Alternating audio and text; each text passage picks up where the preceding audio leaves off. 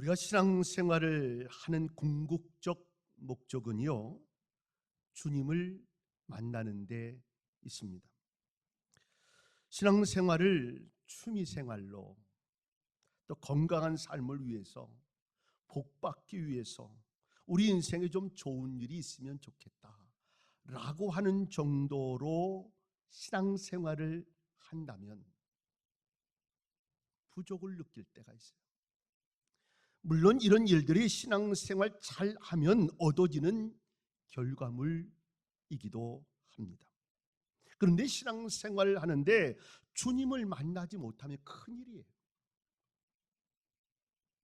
주님을 만나는 신앙생활이 돼야 돼요. 오늘 성전에 나와서 예배 드릴 때도 주님 만나기를 원해야 돼요. 누구랑 인사하기 위해서 오래간만에 만나서 뭐 좋은 교제를 하기 위해서의 만남이 아니고 주님을 만나는 것에 목적을 둬야 돼요. 그래야 예배가 은혜가 있어요. 우리의 삶에도 주님을 만나지 못하면 우리의 모든 일들이 윤활하지 못해요. 원활할 수가 없어요. 왜 오래 신앙생활을 하지 못합니까? 멈추기도 하고 지치기도 하고 포기하기도 하고. 왜 자꾸 시험이 듭니까? 조그만 일인데 저 사람 왜 이렇게 시험 드나? 이런 마음을 가질 정도로 시험 드는 일이 많아. 왜 신앙생활에 재미가 없습니까? 주님을 만나지 못해서. 주님 만나지 못하면 말씀의 은혜가 없어요. 기도할 수가 없습니다. 1시간 기도한 것 같은데 시간 보면 5분 했어요. 찬송하는 것도 맛이 없어요. 요즘에 트롯이 막 난리인데 트롯들이 막 흥이 나고 야 멋진데 찬송하면 그냥 시무룩해. 장송곡 하는 것 같아. 예배 참송하는 것이 그렇게 힘들 수가 없어요. 반대로 주님을 만나면 신앙생활이 그렇게 재미있을 수가 없어요. 누가 새벽 기도하라고 시키는 게 아니에요. 예배 빠지지를 않아요. 성경 필독을 하고. 한 친구가 저한테 뭐 성경 필독하고 내가 뭐 이렇게 해가지고 사진 찍어가지고 또 그 사진 찍은 걸 그 다음에 뭐 하는 뭐 세 사람한테 또 지목을 해가지고 신명기 23장 하십시오 뭐 이렇게 해가지고 이런 무슨 또 요즘에 그런 캠페인이 있나 봐요. 그 저한테 왔더라고요. 내가 서서 이제 하겠다 내가 그렇게 이야기했는데 필독을 하고 큐티를 하면서 말씀의 묵상을 하고 오늘 말씀이 내게 주신 은혜가 어떤지 여기에 마음을 다해서 오늘 하루도 또 열심히 살아가고 힘으로 믿음으로 살려고 애를 쓰고 늘 입에는 찬송이 끊이지 않고 주님 만나면 모든 생활이 의미가 있습니다. 의미 없는 생활이 하나도 없어요. 작은 것 하나도 감사하고 주신 것 하나도 감사하고 매 순간이 의미가 있고 가치가 있어요. 버릴 게 없어요. 눈동자가 달라지고요, 말이 달라지고 행동이 달라지고요, 조금 힘들게 사는 것 같지만 후회가 없어요. 행복하고 즐겁고 건강한 삶이 되고 진정한 복을 누리고 우리 인생에 정말 좋은 일들을 이루어내고 주님 만난 어떤 분들은 목숨을 걸고라도 신앙생활을 해내요. 성경에 주님을 만난 바울도 베드로도 예수님의 제자들도 폴리갑도 주기철 목사님도 순교하기까지 신앙을 지켜냈습니다.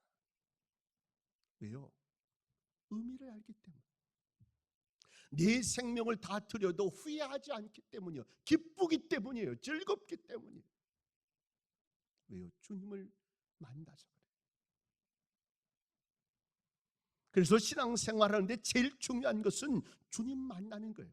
매 시간 예배 드리면서 주님 만나는 은혜가 있기를 주의 이름으로 축원합니다. 기도하면서 주님 만나야 돼요.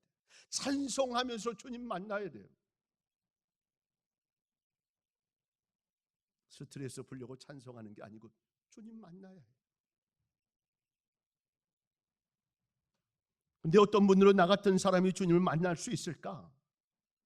다른 사람은 다 만나주셔도 나는 아닐 거야 라고 하는 생각을 가진 사람들이 있어요. 아니에요. 어느 누구든 만나주셔요. 주님은 이 땅에 오실 때도 낮은 곳으로 오셨어요. 공생애를 하시면서도 보통 사람들과 함께하기를 기뻐하셨어요. 병든 자, 고아, 과부, 어려운 이들과 함께 하시면서 함께 마음을 나누셨어요. 예수님이 이 땅에 의인을 부르러 오신 것이 아니라 죄인을 불러 회개시키러 오셨다라고 말씀합니다. 그래서 오늘 본문의 10절 말씀도 인자가 온 것은 잃어버린 자를 찾아 구원하려 함이니라 라고 말씀하고 계십니다. 오늘 본문의 삭개오는 주님을 만남으로 인생이 바뀐 사람입니다. 주님 만나면 누구든 바뀝니다. 삭개오가 키가 작은 사람이었어요. 외모적으로 보면 키가 작아 군종 속에서 예수님을 만난다는 게 그렇게 쉽지가 않아요. 큰 사람들은 그냥 손을 들어 이렇게 이야기하고 잘 표현하면 되는데, 근데 키가 작은 삭개오는 예수님 만나는 것도 힘들어. 키가 작아서 그냥 발을 까치발을 들어야 돼. 또 그는 직업적 조건으로 봐도 당시의 세리는요, 국민에게 무리하게 매긴 세금을 거두어서 일정액은 로마 정부에 바쳤어요. 그리고 그 외 모든 것들은 자기가 가졌어요. 그래서 동족에게 지탄의 대상이 됩니다. 도둑놈 소리 들어야 했고요, 매국노 소리 들어야 했습니다. 종교적으로는 죄인 취급을 당했습니다. 뿐만 아니라 삭개오는 영적으로도 돈이 많은 부자였기 때문에 예수님을 만나고 구원받는 것이 결코 쉬운 일이 아니었어요. 예수님 뭐라고 말씀하셨습니까? 약대가 반일귀로 들어가는 것이 부자가 하나님 나라에 들어가는 것보다 쉬우니라. 아니, 어떻게 나귀가 저기 바늘구멍에 들어가겠어요? 그만큼 어렵다는 거예요. 돈이 많으면 신앙생활 잘 못하는 것 같아요. 딴 데 다닐 때가 많아. 돈을 덜 벌고 신앙생활 잘하세요. 그것이 축복이에요. 돈 벌고 이것도 놓치고 저것도 놓치고 내 인생도 놓치고 하나님이 나를 사랑하는 은혜의 마음도 놓치는 그 순간처럼 비참함이 없어요. 권력이요 가진 것 같아, 돈이요 있는 것 같아, 명예 가진 것 같아. 그러나 하나님이 그를 놓아버리면 다 아무것도 없어요.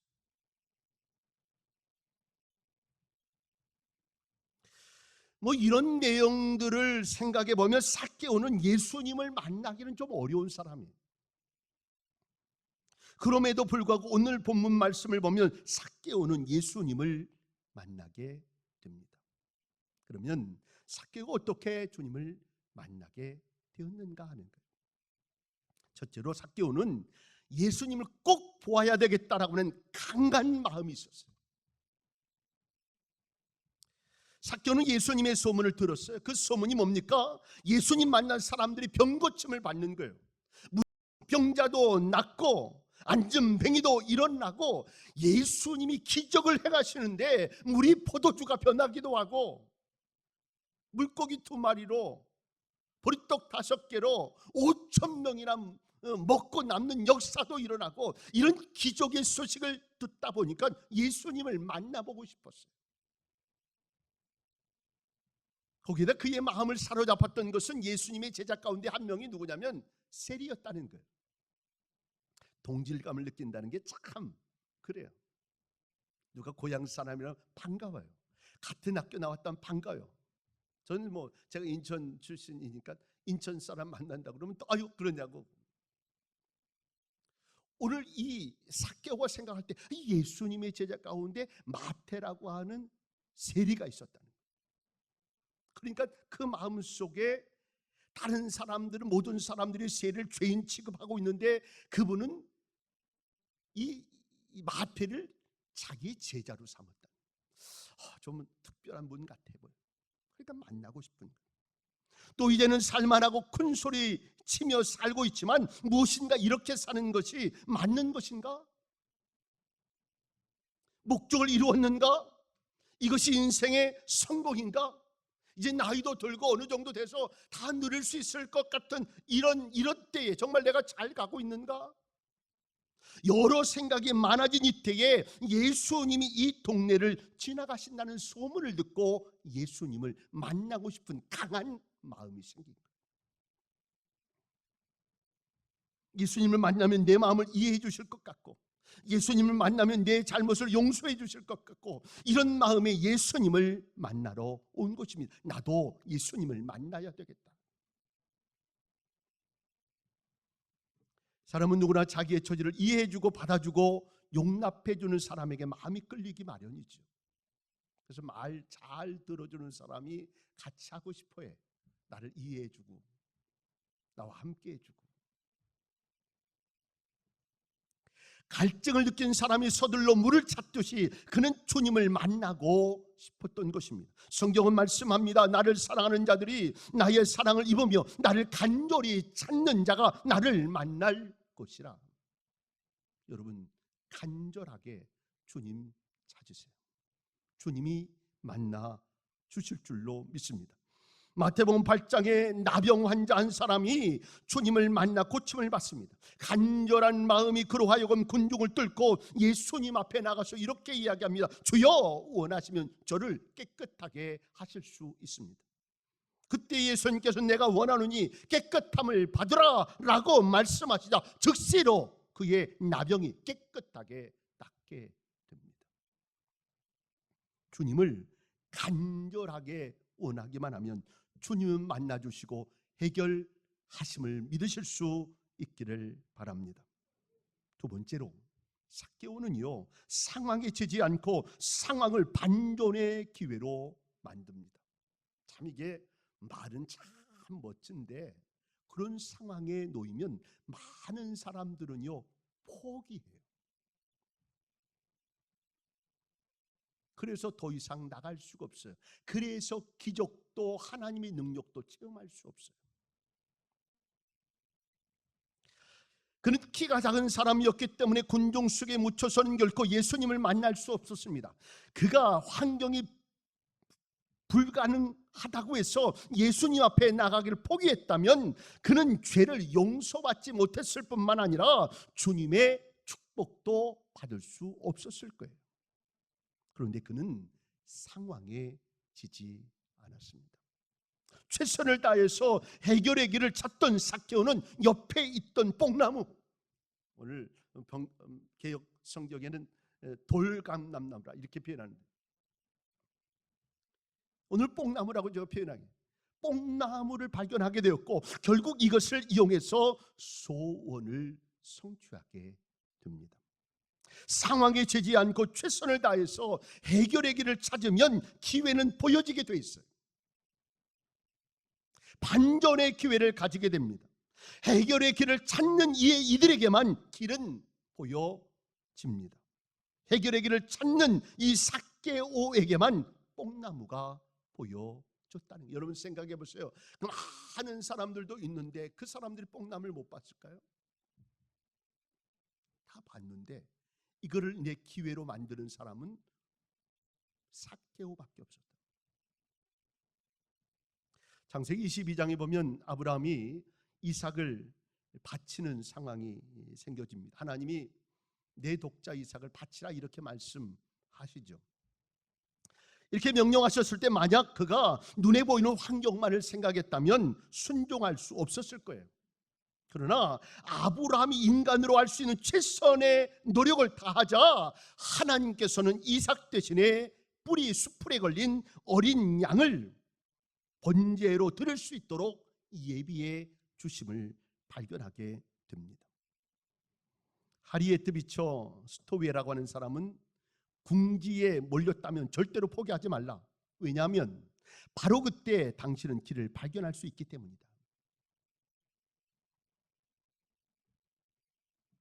하나님은 찾는 자에게 모든 것을 주시는 좋으신 하나님임을 기억하실 수 있기를 바랍니다. 마가복음 2장에서도 중풍병자를 맨 4명의 친구도 환경을 보았을 때 도저히 예수님을 만날 수 없었어요. 그러나 그들은 결코 포기하지 않았습니다. 4사람이 어떻게 합니까? 중풍병자를 들고 저 지붕으로 올라가게 하고 그 지붕에서 내려서 예수님을 만나게 돼요. 그 올라가는 과정들이 쉬웠을까요? 지붕이 어떤 모습으로 되었을지 모르겠지만 어쨌든 지붕 아니에요. 그러니까 뭔가 다 가리었을 거 아니에요. 그 모든 것들을 해결하면서 최선의 마지막까지 최선을 다하고 예수님을 만나고자 하는 열심을 가졌어요. 이 열심이 주님을 만날 수 있는 기회가 되어지고 이 열심이 상황을 반전하게 하는 놀라운 역사가 있게 된다는 거예요. 예수님이 저들의 믿음을 보시고 이렇게 말씀하시죠. 소자야, 내 죄사함을 받았느니라. 그뿐만 아니라 그는 걸어서 일어나 걸어서 걸어가는 축복의 기회를 얻게 되어집니다. 우리가 볼 때 그냥 걸어간다 이렇게 생각할지 모르지만 이게 정말 중풍병자로 일어났던 분은 상상할 수가 없어요. 그런데 예수님의 말씀 한마디로 말미암아 중풍병자가 일어나서 자기가 들고 왔던 그 들것을 가지고 걸어가는 거예요. 예수님 만나면 우리의 상황이 반전되는 사실을 믿으실 수 있기를 바랍니다. 어떤 경우든 예수님을 만나기만 하면 우리의 문제들은 해결받습니다. 예수님을 만나기만 하면. 예수님께서 베드로에게 주신 말씀이 내가 천국 열쇠를 내게 주리니 내가 땅에서 무엇이든지 매면 하늘에서도 매일 것이요 내가 땅에서 무엇이든지 풀면 하늘에서도 풀리리라. 이렇게 말씀을 주셨어요. 세상에는 우리가 메고 우리가 풀어야 할 것들이 있습니다. 우리의 힘으로 도저히 할 수 없는, 그런데 주님이 함께 하시면 맬 수 없는 것도 메고 풀 수 없는 것도 풀게 될 줄로 믿습니다. 그러므로 우리는 환경을 볼 게 아니라 주님을 바라보는 거예요. 주님을 바라보면서 포기하지 않고 낙심하지 않고 믿음으로 적극적으로 나아가면, 하나님 앞에 구하면 하나님께서 놀랍게 역사할 줄로 믿습니다. 마태복음 7장을 말씀합니다. 구하라 그러면 너희에게 주실 것이라, 찾으라 그러면 찾을 것이다, 문을 두드리라 그러면 너희에게 열릴 것이니 구하는 이마다 열릴 것이 얻을 것이요 찾는 이가 찾을 것이요 두드리는 이에게 열릴 것이니라. 이 은혜가 저와 여러분 속에도 있어지기를 바랍니다. 해결해보려는 이 적극적인 자세가 소원을 이루게 될 줄로 믿습니다. 마지막으로 삭개오가 주님을 만날 수 있었던 것은 주님이 삭개오를 먼저 찾아오셨기 때문입니다. 4절 말씀 보니까 삭개오가 뽕나무에 올라갔어요. 뭐 하려고요? 예수님 보려고요. 5절에 보니까 이렇게 말씀하세요. 그곳에 이르사 쳐다보시고 이르시되 삭개오야 속히 내려오라, 내가 오늘 내 집에 유하여야겠다. 여러분 보세요. 예수님과의 만남은 예수님의 부르심으로 성사가 됐어요. 그곳에 많은 사람들이 예수님을 만나고 싶었지만 본 것으로 끝나고 말았어요. 그런데 삭개오만은 예수님을 만났어요. 많은 사람들이 예수님과 한번 대화해보고 싶지 않았겠어요?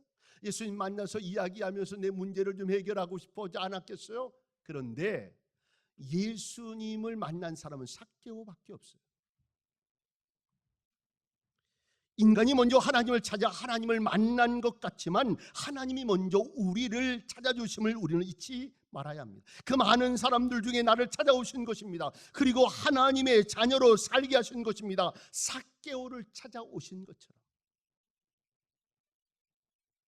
아브라함을 선택하셔서 믿음의 조상이 되게 하셨고, 다윗을 선택하셔서 왕으로 삼으셨고, 베드로를 부르셔서 예수님의 수제자로 삼으셨고, 바울을 바꾸셔서 하나님의 도구로 삼으셨습니다. 삭개오를 부르셔서 하나님의 백성 된 것을 확인시키셨으며 하나님의 백성으로 이제는 멋지게 살아갈 수 있는 기회 또한 주신 하나님, 그 하나님이 우리를 선택하셨어요. 저와 여러분을 선택하셨어요. 그리고 하나님의 백성으로 살게 하시며 하나님의 놀라운 능력을 증거하는 도구로 우리를 사용하기를 원하신다는 사실을 믿으실 수 있기를 바랍니다. 저는요 정말 감격적으로 나 같은 사람을 하나님 백성으로 삼으시고 나 같은 사람을 주의 종으로 삼았다는 게 너무 감격적인 사람이에요. 나를 부르셨다는 것, 나를 찾아오셨다는 것. 내가 만약에 예수님 오시기 전 한 200년 전에 태어났다면 어떨까? 네, 내가 그 이후에 태어나서 이렇게 예수를 알고 은혜를 알고 기쁨을 알고 주님 주신 평안을 알고 그 마음을 가지고 살아갈 수 있고, 심지어는 나를 하나님의 복음을 전하는 복음의 동역자가 되도록 만드신 그 은혜가 너무 감격스러워요. 오늘도 주님이 여러분을 찾아왔다는 사실에 감격을 누리실 수 있기를 바랍니다. 이 마음을 가지고 살아야 돼요. 그럴 때 우리는 행복할 수 있습니다. 말씀을 정리합니다. 예수님을 만난 삭개오는 변화된 삶을 살 것을 소원합니다. 삭개오가 서서 주님께 여짜오되 주여 보시옵소서, 내 소유의 절반을 가난한 자들에게 주겠사오며 만일 누구의 것을 속여 빼앗은 일이 있으면 네 갑절이나 갚겠나이다. 야, 너 나 만나서 이제 다 죄사함도 받고 하나님의 축복의 백성도 됐으니까 너 있는 거 다 반 뚝 잘라가지고 다른 사람 좀 나눠줘라. 이렇게 하신 게 아니에요. 그 말씀을 듣고 하나님의 은혜가 느껴지고 예수님을 인격적으로 만나는 그 순간 내 마음의 변화가 있어져요. 여러분, 예수님 만난 사람들이 처음으로 되는 변화는 뭐냐면 마음의 변화예요. 그 마음의 변화 어떻게 해서 그러지 말아야지, 이렇게 살지 말아야지, 이런 마음 가지고 살아야지, 좋은 마음 가지고 살아, 이런 마음을 가져요. 이런 마음의 변화가 오면서 그 모습들이 한 가지 한 가지 내 행동으로 말로 변화가 있어지는 거예요. 지금까지 자기만 알던 세리장 삭개오가 예수님을 집으로 영접하고 잘못을 뉘우치고 어떻게 살아야 할지를 깨닫고 그리고 섬기고 나누어주는 삶을 살게 됩니다. 이와 같이 주님을 만났을 때 우리의 신분이 마귀의 종에서 하나님의 자녀로 변화가 되고 우리의 생활도 죄인의 생활에서 의인의 생활로 바꾸어지게 될 줄로 믿습니다. 예수님을 만나기만 하면 잃어버린 모든 것을 다시 찾게 됩니다. 웬덜 필립스라고 하는 분이 미국의 사회개혁가 변호사로서 노예제도 폐지를 최일선에서 부르짖었던 사람입니다. 그는 인권이 어느 때보다도 더 절실한 때 목숨을 아까워하지 않고 대담하게 이 일을 지키기 위해서 열심을 다해 그 일을 부르짖었어요. 그래서 많은 사람들이 존경을 하게 됐죠. 그런데 이처럼 신념에 찬 행동을 할 수 있었던 배우에는 그 아내의 내조가 있었는데요, 그의 아내는 남편이 용기를 잃지 않고 일할 수 있도록 아침마다 이런 말을 했다고 그래요. 여보, 변화는 지금부터예요. 망설일 것 없어요. 우리는 날마다 외쳐야 합니다. 예수로 변한 나의 삶, 예수로 변한 나의 삶, 예수로 변한 나의 삶. 멋지게 살자고, 주를 위해 살자고, 믿음의 역사를 이룰 수 있는 삶이 되어 가치 있는 삶이 되고 후회하지 않는 삶이 되는 그 은혜가 저와 여러분 속에 넘치기를 주의 이름으로 축원합니다. 한번 조차합니다. 예수님 만나 변한 삶 멋지게 살리라.